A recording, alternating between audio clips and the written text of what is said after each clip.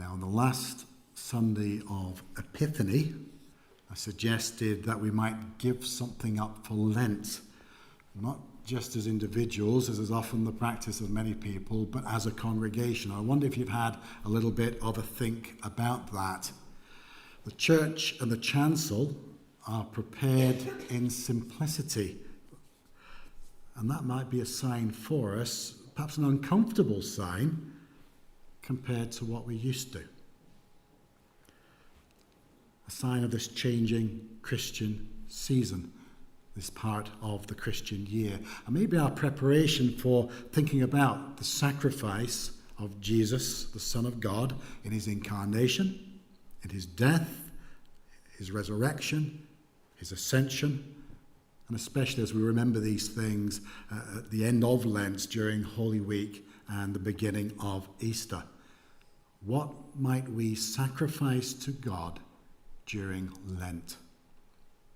Well, I wonder if we might simplify everything and maybe set aside all of our concerns and our embarrassment, all of our usual holding back and our normal routines, to really listen to the encouragement and the instructions that we sometimes receive week by week throughout Lent, and even day by day. And that's something that we can do together, day by day, but also week by week as we come together in worship and think about what's being considered each time.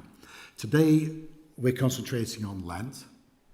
So let us simply offer to God that we truly listen and we simply do. As week by week we come to worship God, can we ponder that and reflect on it and really meditate deeply on that we truly listen and we simply do. And that may might require sacrifices on our part. But let's make our sacrifices to God with a humble and a penitent heart. Not just as individuals, but as a congregation. And not alone, but in company of the church.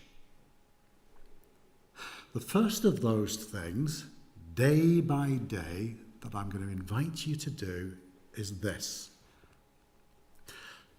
I've asked that it be placed publicly a list of readings from the Gospel of John for throughout this whole period of Lent. I would like you with me to read a portion of the Gospel every day of the 40 days of Lent and to pray the Lord's Prayer every single day. At some point between now and sunrise each day, a portion, perhaps preferably before we even break breakfast, because it's a time of penitence and prayer and fasting.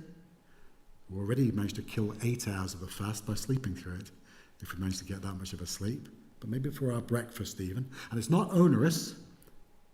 We can catch up even if we do fall behind from time to time through this next month and a month and a half as we come through out Lent itself.